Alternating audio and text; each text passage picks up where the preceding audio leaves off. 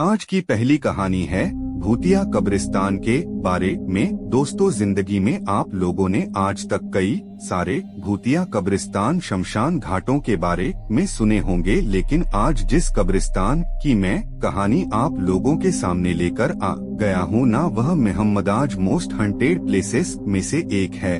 और अगर कब्रिस्तान की बात करें तो कहा जा सकता है कि दुनिया का सबसे ज्यादा भूतिया कब्रिस्तान वही है। यह जो घटना है 4 ऐसे साधारण से लड़कों के साथ घटी थी, जिनको इस बात की जानकारी तब तक नहीं थी। उसके बाद ही यह जानकारी उन लोगों को हुई। तो चलिए चलते हैं यहाँ से 8 साल पहले पूना में और जानते हैं इस खौफनाक घटना की कहानी को, जो आपकी आज की रात खराब कर देने के लिए या फिर अच्छी कर देने के लिए बहुत बहुत ज्यादा काफी है। यह घटना 4 दोस्तों के साथ घटी। एक का नाम था जुनैद, एक का नाम था आसिफ, एक का नाम था फिरोज और एक का नाम था मुराज। जो आसिफ था ना, उसने नई कार खरीदा हुआ था। उम्र में कम थे, कॉलेज में पढ़ाई करते थे, मतलब इसे घर वालों ने खरीदे थे। तो जब कभी भी मौका मिलता था ना, तो अपने पापा से अपनी कार लेता था और घूमने फिरने के लिए निकल जाया करता था। कई बार उसे डांट भी पड़ती थी जब वह रात में घर को लेट पहुंचता था। तो अब एक दिन की बात है, उसने प्लान किया कि क्यों ना रात में जब मेरे सारे घर वाले सो जाए तो मैं अपने सारे दोस्तों को इकट्ठा करूं, अपनी कार में बैठा और कहीं दूर घूमने के लिए जाऊं, रात भर घूमूं, कोई झिक झिक कोई चिक चिक नहीं, वरना बिना मतलब के हर टाइम मेरे घर वाले बार बार फोन करते रहते हैं। उसने इसी प्लान को अंजाम देने के लिए अपने 3 दोस्तों को फोन लगाया, जिनका नाम मैंने स्टार्टिंग में बताया। आसिफ ने फोन लगाया सबसे पहले मुराज को, मुराज तैयार हो गया, फिर मुराज के बाद बात हुई जुनैद से, जुनैद के बाद फिरोज से। चारों बिल्कुल रेडी हो गए और प्लान हुआ आज रात में 10 बजे निकलने का। 10 बजे तक आसिफ के घर वाले बढ़िया से सो जाते थे। खाना वाना खाके यह जब सब लोग सो गए, अपनी कार निकाला और सबसे पहले मुराज के घर पर गया और फिर एक एक करके अपने सारे दोस्तों को इकट्ठा किया। अब इन लोगों ने प्लान किए कि पूना में एक बहुत ही प्रसिद्ध प्लेस है जिसका नाम है रिटाला तालाब, हम लोग उस तरफ घूमने के लिए जाते हैं। यह आसिफ के घर से लगभग 11 से 13 किलोमीटर की दूरी पर था। सबको इकट्ठा करते करते काफी ज्यादा समय निकल गया था, इसलिए यह लोग 12 बजे के आसपास रिटाला तालाब के सामने पहुँचे। यह वहाँ पर उतरे, थोड़ा अपना चाय सुट्टा वगैरह हमारे टाइम पास किए, बोले कि चलो अब कहीं और चलते हैं। ऐसा बोल के जैसे ही अपनी कार में बैठे हैं और आसिफ ने चाबी घुमाया ही है कि कार तो ऑन ही नहीं हुई, स्टार्ट ही नहीं हुई। तीनों को टेंशन आ गई, साथ में आसिफ को भी, कि कार स्टार्ट क्यों नहीं हो रही है। बहुत कोशिश की है, बिल्कुल भी स्टार्ट नहीं हुई। यहीं पर और 10 से 15 मिनट निकल गए और बहुत काफी समय हो गए थे। इन लोग का दिमाग खराब हो गया। अभी तक जो चाय सुट्टा वाला रुका हुआ था वह भी निकल गया और कोई गाड़ियां यहाँ से आज पता नहीं क्यों नहीं निकल रही थी, मतलब इक्का दुक्का कार बाइक निकल रही थी, वो भी बहुत तेजी से। इन लोगों ने मदद मांगने की भी कोशिश की है, लेकिन कोई भी अपनी गाड़ी नहीं रोका। इन लोगों ने अपने दोस्तों को भी फोन लगाए, लेकिन किसी ने भी फोन नहीं उठाया। साथ एक मैकेनिक का भी नंबर था, उसका मोबाइल तो स्विच्ड ऑफ बता रहा था। आसपास जितने भी गैरेजेस, दुकानें, जो कुछ भी थी सब बंद हो चुकी थी, सारी चीजें खत्म। घर पे फोन नहीं कर सकते क्योंकि आसिफ चोरी से अपनी कार लेकर घर से निकला था। अगर उसे घर वालों को पता चलता कि वो कार लेकर ऐसा घूमने के लिए निकला हुआ है अपने दोस्तों के साथ, वो भी रात के 1 बजे के आसपास, तो उसे बहुत डांट पड़ती और अगले बार से उसे बिल्कुल भी गाड़ी नहीं मिलती, चाहे फिर कितना भी जरूरी काम क्यों ना होता। इसलिए वह चाहकर भी अपने घर पर फोन नहीं लगा सकता था और सुबह होने से पहले किसी भी कंडीशन में आसिफ को अपने घर पर पहुंचना ही था, साथ ही साथ मुराज को भी, क्योंकि मुराज ने भी अपने घर पर कुछ नहीं बताया था, वो भी भाग के आया था। तो इन लोगों ने प्लान किए कि अब एक ही तरीका है अपन अपनी गाड़ी को धक्का मारते हुए लेकर जाते हैं। अब 2 रास्ते थे। एक रास्ता था थोड़ा चढ़ाव वाला, वो चढ़ाव वाला रास्ता सिंपल रास्ता था, वहाँ पे कुछ गड़बड़ी नहीं थी, लेकिन चढ़ाव थी। यह एक जन तो गाड़ी के अंदर बैठेगा, स्टीयरिंग संभालेगा, ब्रेक लगाएगा, दुनिया भर की चीजें करेगा, और 3 लोग धक्का मारेंगे। वन को एक चढ़ाव में धक्का मारना कितना ज्यादा मुश्किल हो सकता है, मुझे बताने की जरूरत नहीं, आप खुद समझ जाएंगे। दूसरा रास्ता था एक ढलान वाला, लेकिन इस ढलान वाले रास्ते में थोड़ी सी एक गड़बड़ी थी। इस ढलान वाले रास्ते में थोड़ी आगे जाकर मिलता एक कब्रिस्तान, लेजेंड कब्रिस्तान, जो कि पूना में बहुत ज्यादा प्रसिद्ध है। यह हिल टॉप में है। यह लोग वहां पर मारते हुए धक्का मारते हुए निकल पड़े। यही डिसाइड किए कि लेजेंड कब्रिस्तान की तरफ से जाएंगे। अब जब रिटाला तालाब वाले इलाके से यह लोग निकल गए तो यहाँ पे ना मुराज को डर लगने लगा। मुराज ने बोला कि यार अभी तक तो माहौल ठीक समझ में आ रहा था, लेकिन अब कुछ गड़बड़ी सी लग रही है। एक काम करें, क्या गाड़ी में ही बैठ जाते हैं, क्या फर्क पड़ेगा यार, हो सकता है थोड़ी देर बाद किसी की मदद आ जाए, कोई हमको कॉल बैक कर ले। नहीं जाते हैं, थोड़ी डांट ही पड़ेगी, लेकिन क्या था, आसिफ जो स्टीयरिंग में बैठा हुआ था, उससे जब बार बार जाकर पूछते तो आसिफ यही बोलता कि मेरी जान ले लेंगे मेरे घर पर, मैंने बिल्कुल भी नहीं बताया हूँ, जाना तो पड़ेगा ही, किसी भी कंडीशन में जाना पड़ेगा, इसलिए धक्का मारते मारते जहाँ तक जा सके वहाँ तक जाएंगे, और खासकर जब तक हमें कोई मैकेनिक वगैरह या फिर कोई मदद नहीं मिल जाती हम रुकेंगे तो बिल्कुल भी नहीं, किसी भी कंडीशन में नहीं। बस पीछे से 3 लोग धक्का मार रहे हैं, हारून, मुराज और जुनैद, और आसिफ आगे बैठा हुआ है। धक्का मारते मारते मारते मारते 2 बजे के आसपास यह लोग लेजेंड कब्रिस्तान के सामने पहुंच गए। लेजेंड कब्रिस्तान के अपोजिट साइड में एक दूसरा कब्रिस्तान था। यह माहौल जो यहाँ का बना हुआ था वह बहुत ही ज्यादा स्करी वाइब दे रहा था। चारों मासूम से लड़के थे, दुनिया इस प्रकार की नहीं देखे थे, अपने अच्छे से लाइफ जीते थे, मौज मस्ती करते थे, लेकिन आज जो इनकी लाइफ में कुछ फंस गया था यह बड़ा अजीबोगरीब था। अब यह लोग कब्रिस्तान के सामने जाकर गाड़ी में महसूस किए कि पता नहीं क्या भार बढ़ गया यार, बहुत ताकत लगा रहे हैं, बहुत जान निकल गई, लेकिन गाड़ी धीरे धीरे एकदम धीरे धीरे आगे बढ़ रही है। इरिटेट होकर यह अपना मुराज बोलता है कि क्या आसिफ कैसी गाड़ी खरीदा है? आसिफ ने बोला हाँ पता है, थोड़ी सी खटारा थी, सस्ती मिल गई थी यार, ले लिए थे, अभी मैं कल फाइनली इसकी सर्विसिंग करा लूंगा, अभी बस कैसे भी करके इस इलाके से निकल जाते हैं, मुझे भी ठीक नहीं लग रहा है। फिर इन लोगों ने धक्का मारना शुरू किए। भाई इस बार धक्का मारे और गाड़ी 1 फीट भी आगे नहीं बढ़ी होगी कि पता नहीं कहां से 10-15 कुत्तों का झुंड लगातार भौंकते हुए इनकी तरफ पड़ा। बहुत ही गुस्से में थे वह कुत्ते और कुछ इस प्रकार के लग रहे थे कि बस इनको छोड़ेंगे ही नहीं, और यह तीनों कुत्तों से बहुत डरते थे। एक तो कार के अंदर बैठा हुआ था, घबराकर छोड़े धक्का वक्का मारना और फटाक से पीछे सीट में जाकर बैठ गए। कांच वांच सब दरवाजा एकदम लॉक कर दिए। अब गुस्से में फिर से आसिफ को बोलते हैं कि यार तेरे को समझ में नहीं आ रहा था, अपन को रुक जाना चाहिए था। यह वो खैर इन लोगों की ये बातचीत चल रही है कि इतने में ही जुनैद की नजर पड़ती है कार के बाहर तरफ। कार के सामने अंधेरे रास्ते की तरफ से एक आदमी आकर खड़ा हुआ। उम्र रही होगी यही कोई 50-55 साल की।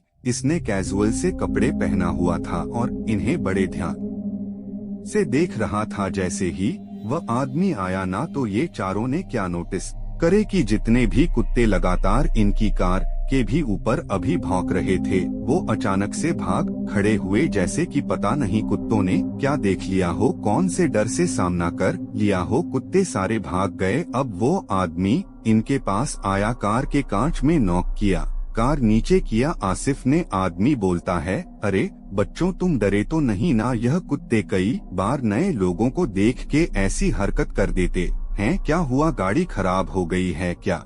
चिंता मत करो, यहाँ पर मेरा बेटा मैकेनिक है, आगे तुम्हें कोई भी ऐसी दुकान नहीं मिलने वाली। पूरा सुनसान इलाका है, अंधेरा है, थोड़ी आगे जाक तो स्ट्रीट लाइट भी नहीं मिलेगी, बड़ी मुश्किल हो जाएगी, बेहतर है मेरे साथ मेरे घर पर चलो। मेरा लड़का अपने घर पर टूल किट रखता है, वह तुम्हारी गाड़ी पक्का ठीक कर देगा, फिर तुम आराम से अपने घर जा पाओगे। फसानो अच्छा आइडिया है, लेकिन आसिफ बोलता है कि नहीं यार, मुझे कुछ ठीक नहीं लग रहा है, हमें नहीं जाना चाहिए। फिर से मुराज ने बोला, अरे तेरी बात सुन सुनकर तो अपने हालत खराब कर ली है, अब जब यहाँ पर आ गए हैं तो चल लेते। अंकल जी इतना बोल रहे हैं तो बस फिर क्या था। तीनों लड़के फिर से उतरे। आसिफ अभी भी ड्राइवर सीट में बैठा हुआ स्टीयरिंग संभाल रहा है और धक्का मारते मारते यह लोग अंकल के पीछे पीछे जाने लगे। दोनों कब्रिस्तान थोड़ी पीछे छूट गए। फिर अंकल एक कच्चे रास्ते में राइट की तरफ मुड़ लिए। यह लोग भी अपनी गाड़ी घुमा के वो कच्चे रास्ते की तरफ जाने लगे। धक्का मारते मारते मारते मारते लगभग 200-300 मीटर बीत गए। फिर अंकल अचानक से गेट के सामने जाकर रुके। अब आसिफ, जो कि ड्राइवर सीट में था, सामने सब कुछ देख पा रहा था। वो रियलाइज अपना मुंह ड्राइवर विंडो से बाहर निकाला। यह पीछे धक्का मारने वाले भी रुक गए। अंकल के पास जाकर बोलते, अंकल यहाँ पर आपका घर है। यह माहौल देखकर फिरोज और भी ज्यादा घबरा गया, क्योंकि फिरोज ने नोटिस कर लिया था अंदर किसी भी प्रकार का कोई भी घर नहीं दिखाई दे रहा है। अंदर है कब्रिस्तान। फिरोज बोलता है, अंकल आप कब्रिस्तान में कैसे रह सकते हैं। अंक बोलते हैं, क्यों नहीं रह सकता भाई, मैं यहाँ का केयर टेकर हूँ, मैं अपने परिवार के साथ यहीं पर रहता हूँ, मेरी बीवी मेरा लड़का हम तीनों यहीं पर रहते हैं, तुम जिंदा मत करो, मैं गेट खोलता हूँ, गाड़ी को अंदर लेकर आओ। अंकल ने कब्रिस्तान का गेट खोल दिए। यह पहली बार था जब यह लोग किसी कब्रिस्तान के अंदर जा रहे थे। धक्का मारते मारते यह लोग एक छोटे से घर के सामने पहुँचे। चारों तरफ का माहौल और भी ज्यादा डरावना था। अभी तक तो यह जो मेन रोड में चल रहे थे, यह कब्रिस्तान के सामने वाली रोड थी, लेकिन अब यह लोग कब्रिस्तान के अंदर अपनी गाड़ी को धक्का मारते हुए और अंदर जाते जा रहे थे। अंकल बोले कि अब तुम लोग यहीं रुको, मैं लड़के को बुलाकर लेकर आता हूँ। अंकल घर की तरफ गए, आवाज लगाए हैं। लड़के का नाम मैं नहीं बोलूंगा। नाम क्यों नहीं लूंगा, क्योंकि यह आपको आगे समझ में आ जाएगा। खैर, अंकल के आवाज लगाने पर लड़का बाहर आ गया। लड़के के चेहरे की रंगत पूरी तरह से उड़ी हुई थी। अंकल एक तरफ अपने चेहरे में लगातार मुस्कान लिए हुए थे, लड़का बिल्कुल मुंह सड़ाया हुआ था। इन लोगों ने बोले, छोड़ो यार, अपने को क्या मतलब, लड़का गाड़ी सुधार द, यही अच्छा है। लड़के ने बोला कि उतर जाओ और वहाँ पर जाकर बैठो, थोड़ा टाइम लगेगा बस। ये लोग सारे के सारे एक कुएं के पास जाकर बैठ गए। अब लड़का अंदर गया, टूल किट लेकर आया, टूल किट वगैरह से अपनी गाड़ी वाड़ी बनाना शुरू किया है। लड़के ना वो जो कुआं था उसके पास ना एक टूटी सी बेंच लगी हुई थी। बेंच में बढ़िया से बैठे हुए हैं। अंकल जी भी एग्जैक्टली उनके बाजू में कुएं से टिक कर ही खड़े हैं।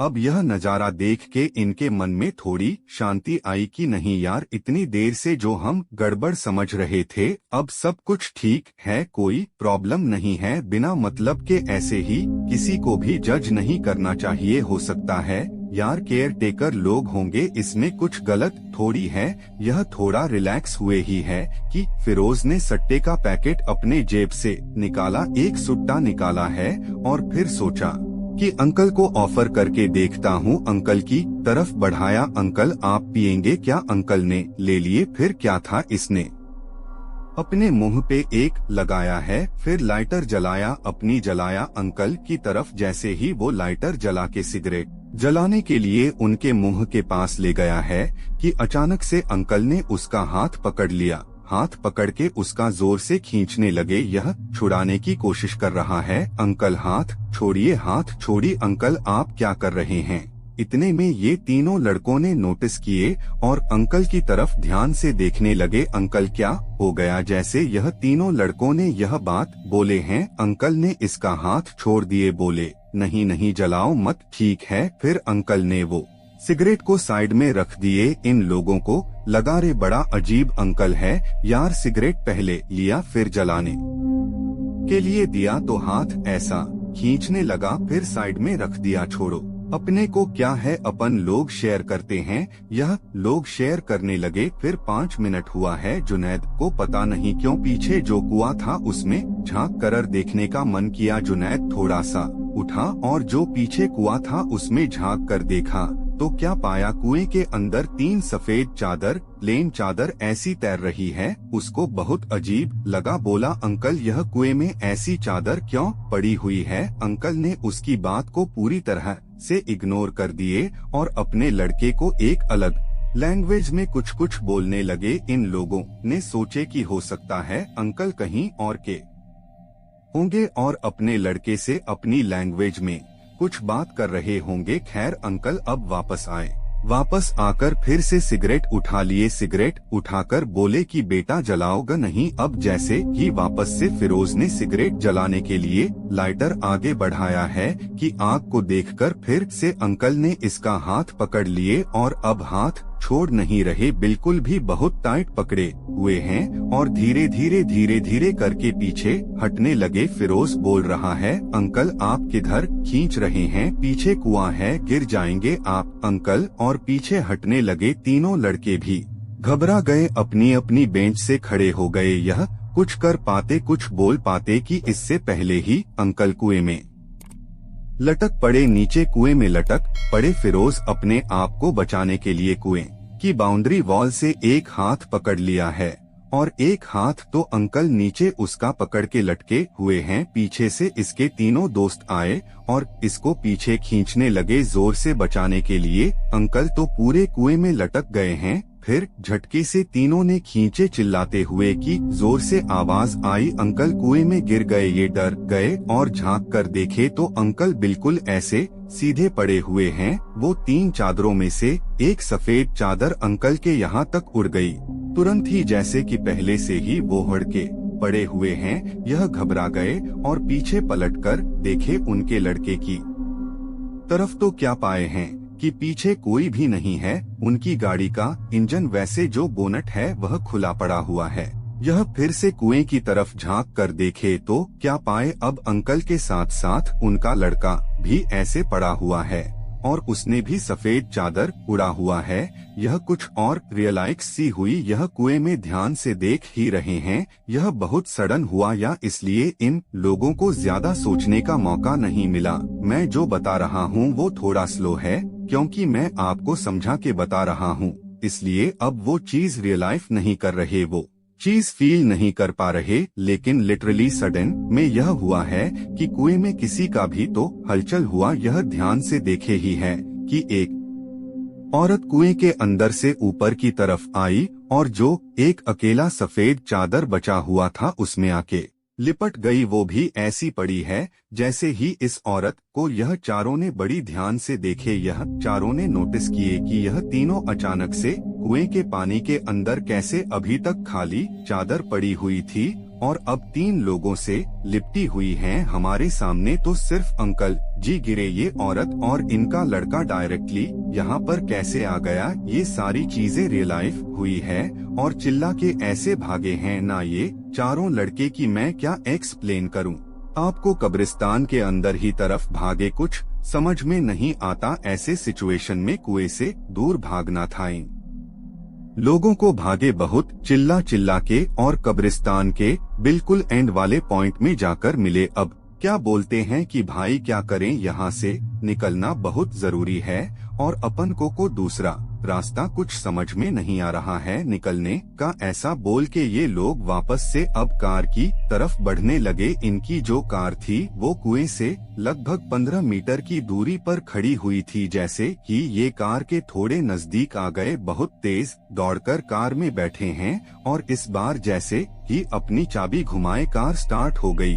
गियर जैसे ही मारा है कि पीछे से बहुत जोर से चिल्लाने की आवाज आई। ये लोग घबराकर चारों बाहर मुंह निकाल कर देखें तो 3 लोग कुएं से रस्सी से बंधे हुए हैं। यह तीनों वही हैं, अंकल जी, उनका लड़का और शायद तीसरी औरत जो उनकी पत्नी थी। वो चिल्ला के क्या बोल रहे हैं, बच्चों हम बुरे नहीं हैं जैसा तुम हमें सोच रहे हो, हम वैसे बिल्कुल भी नहीं है। हमने तुम्हारी मदद की है ना, अब तुम भी हमारी मदद कर दो। बच्चों इसको छुड़ा दो, एक बार हमको रस्सी से छुड़ा दो। बच्चों तुम्हारी बहुत भलाई होगी। बच्चों ऐसे मत जाओ, ऐसे मत जाओ, सब भाग जाते हैं, तुम मत जाओ, हमने तुम्हारी मदद किए हैं। अचानक से पीछे से जुनैद ने चिल्लाया, आसिफ निकाल तू यहाँ से जो भी गेटवे सब तोड़ते हुए निकाल। इसने एक्सलेटर दबाया, जू करके धुन से बाहर, सीधे बाहर, और इतनी तेज से बाहर निकाल कर लेकर गए हैं।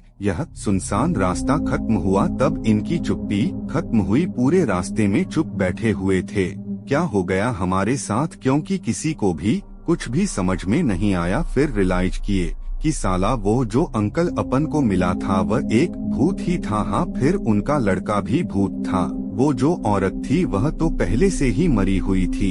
शायद अंकल कब्रिस्तान के अंदर अपन को इसलिए लेकर गया था कि हम उसको कुछ छुड़ा उसकी मदद कर सके। लेकिन अच्छा है अपने निकल कर आ गए। ऐसी चीजों की ना ही दोस्ती अच्छी ना ही दुश्मनी। आज के बाद जिंदगी में रात में कभी ऐसे घूमने फिरने को नहीं जाएंगे। यह लोग फाइनली अपने घर पर पहुँचे हैं। फिर अगले दिन बड़ा टेंशन में घूम रहा था जुनैद, एक जगह से दूसरी जगह। तो जुनैद के पापा ने उससे पूछ लिए कि बेटा क्या बात हो गई, तो एकदम मुंह उतार के क्या टेंशन में क्या घूम रहा है। अब आंख अपने पापा के थोड़े क्लोज पूरी बात बताया। पापा को ऐसा ऐसा हुआ है। तो पापा ने बोले पागल हो गया है क्या, जिस जगह की तू बात कर रहा है वह एशिया की सबसे ज्यादा भूतिया जगह है। बोला नहीं, यह नहीं हो सकता। बोले तू पूछ ले अपने कोई भी दोस्तों से जिनके साथ घूमता है। तो इसने अपने दूसरे दोस्तों से पता किया तो दोस्तों ने बताया क्या बात कर रहा है भाई, पूना में ही पैदा हुआ, यहीं पर बड़ा हुआ, तुझे उस कब्रिस्तान के बारे में नहीं पता। दुनिया का सबसे ज्यादा भूतिया कब्रिस्तान है वह। बस फिर क्या था, कसम खा ली कि उस रास्ते के सामने से कभी नहीं गुजरेंगे, कभी भी रात के समय तो ऐसे अयाश करने के लिए तो और नहीं जाएंगे। दोस्तों आज के लिए इतना ही, मिलते हैं अगली वीडियो में। धन्यवाद।